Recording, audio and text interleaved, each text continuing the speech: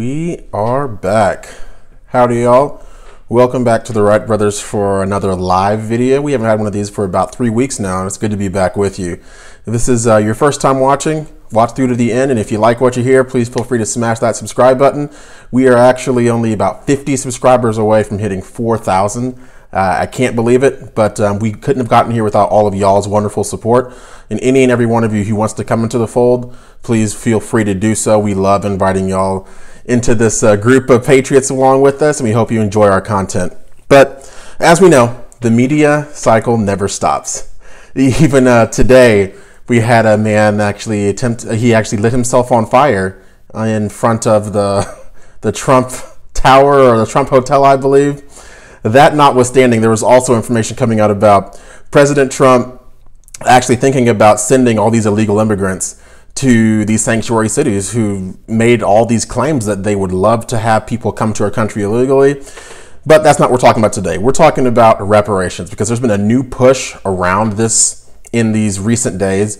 And we really want to talk about why reparations is really an issue that's rooted in victimization, identity politics, and there's so much we can go over with that, but it's victimization and identity politics are the main things we're going to talk about today. So as you may have heard, Georgetown University, actually yesterday, the students held a vote to determine whether or not there was going to be a reparations fund. It still has to be approved by the Georgetown University faculty and staff, but the basic sentiment is we would like to okay, let me back up a little bit. So Georgetown University actually several hundred years ago, I think it was about 200 years ago, I'm not sure exactly on the time frame, but what they wanted to do was they had this debt and they sold slaves to pay off this debt, all right? So this happened so many generations ago, and now the push is to have a $27.20 fee added on to each student's semester fees to pay for these reparations for the descendants of these people who were sold. And let's make no mistake, slavery was a sordid, terrible blight on American history, and we are so thankful that we've come so far as a country, this far. But we know we still have ways to go, but the reason I don't think reparations is the way to go, we'll get into that more in just a second. But students at Georgetown University, bear in mind, Georgetown is not the cheapest university in the world. Actually, per semester tuition is $27,720, and that's before we add this extra proposed fee that might come on. But I digress. So students at Georgetown have said that this is going to right the wrongs of the past, and we're going to get into in a minute is really why reparations is not the best idea. Now, it will be argued that other groups of people receive reparations in the past, and this may be true, but in the current times we live in, I think there's a better way to go about trying to right these wrongs. And it's not necessary for us to try to make people who had nothing to do with the atrocities of the past try to masquerade as social justice warriors to try to right these wrongs themselves. Because let's be honest, this is 2019. No one alive today, for the most part, no one alive today ever had to experience slavery, as it were. But now we have people who are going out of their way to say, well, we need to right these wrongs, and we're going to actually just hand this money out to whoever says they were most aggrieved by the transgressions of the past. Bear with me, my camera's kind of flying around there. Okay, so Georgetown University is 6% black and 58% white. So even that in and of itself kind of goes to show where these sentiments are kind of coming from, right? What really frustrates me about all this, and what we have to really keep in mind as well, is that looking through history, we can kind of get a good idea of what people really felt back when slavery was actually something through which they were still going.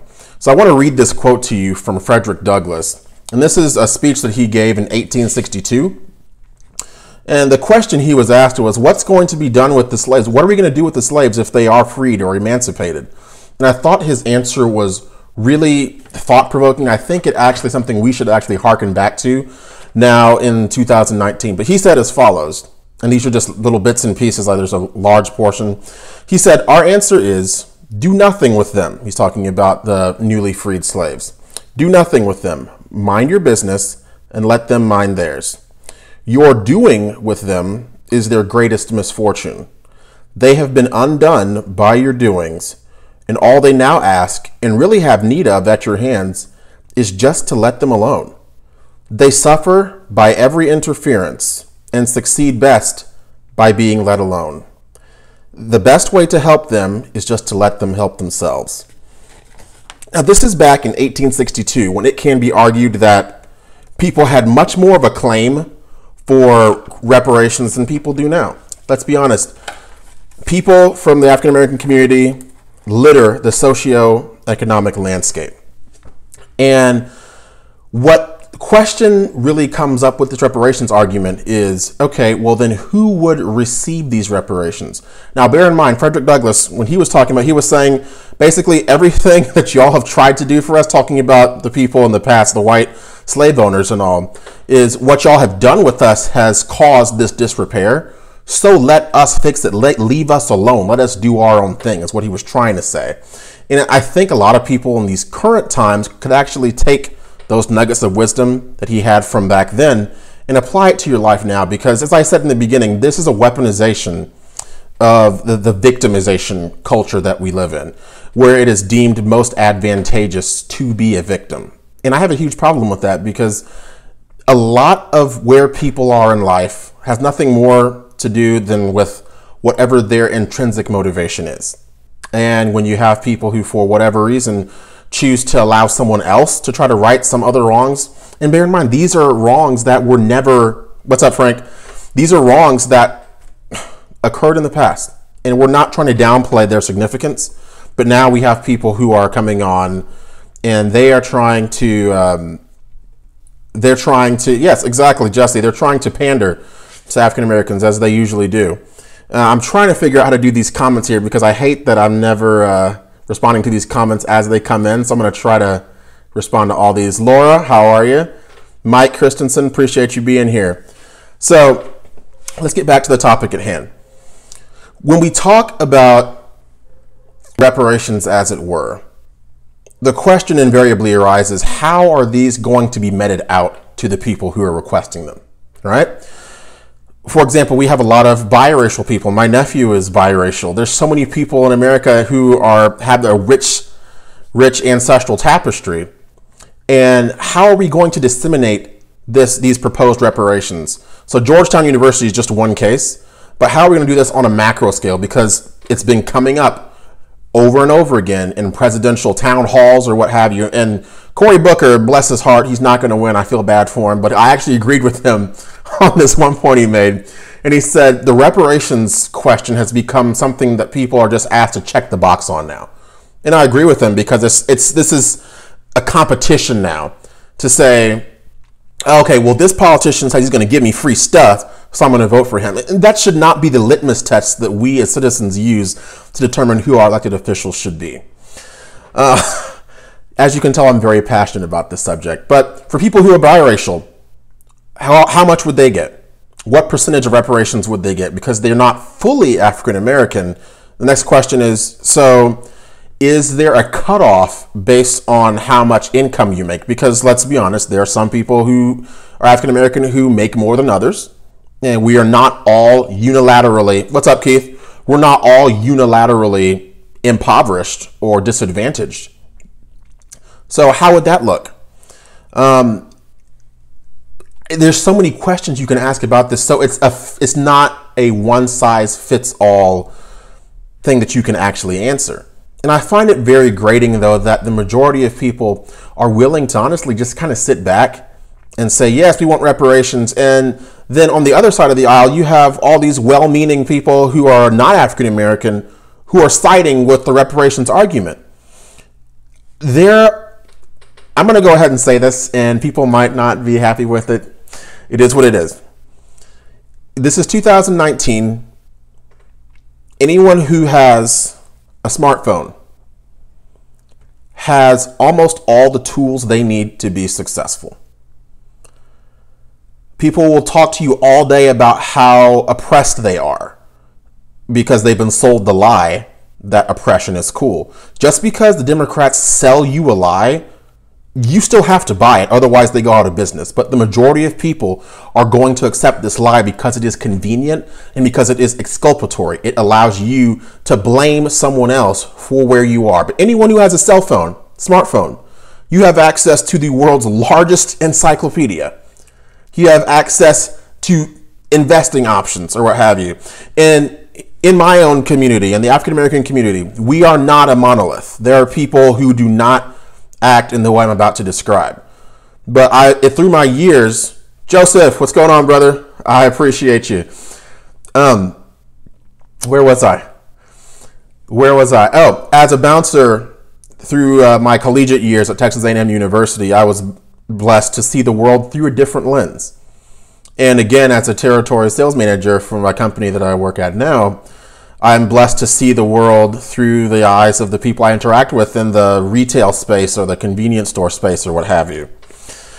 And in my bouncer days, I remember usually around this time of year, because this is tax time, usually around this time of year, working out at the clubs or what have you, where I was working, right around tax time, you would see a lot of people, fresh faces, I call them, because typically you have your regular people who you might see, once a week or every 2 weeks or every month. You would see a very odd group of people. And these are people that you didn't really know who they were, but they were walking around. And I mean, this was like, they treated the club in College Station, Texas, like it was the red carpet. And I mean, these people were coming out and they've got like the Gucci belts and the fancy jewelry and the sunglasses or what have you. And they're slinging all this cash at the bar inside. And then after about a month, you didn't see them anymore. And what that was those were the people who took whatever they were blessed to receive back from the government when tax time comes around, and they were wasting and flagrantly misusing those funds. I have a problem with that, and it's not an issue that's constrained just to African Americans. There's a lot of people from multiple different backgrounds who have this approach when they receive extra money and they just go out and blow it. And here's the thing. You can't necessarily blame that person necessarily for not understanding how to make their money work for them. And that's kind of where I am with this whole reparations argument. Instead of you at Georgetown University as a student saying, I want to add extra money to pay for someone else's what have you, why not take any sort of reparations funds that people might think they are owed? Why can't we have a solution where we take that money and invest it into a school program or possibly a mandatory class of some sort? Before you graduate college, take this class. Before you graduate high school, I should say, take this class, where you learn financial and fiscal responsibility. Because let's be honest, those people I mentioned earlier who would come out to the bars, for a month and they'd be gone, they didn't understand how to make their money make them money. They'd never been taught. The only privilege in America in 2019 is green privilege. But the thing is, as I said earlier, you have a smartphone. You can learn how to be smart with your money. You can learn how to invest it. But too many people have this notion that if something just comes to them out of the blue, instead of preparing for the future, what they do is they just go out and waste it. And they can't even necessarily always be blamed for that because they never knew any better. But if we are to change this mentality of victimhood, we have to also realize that it starts from a young age, learning how to be aspirational, right? I have a problem with a lot of these young people who look up to icons like Cardi B, who would drug and rob men back in the day. Her words. People like Cardi B. People like LeBron James. Now, it can be argued LeBron James has done some things to help his community, and that can't be overstated.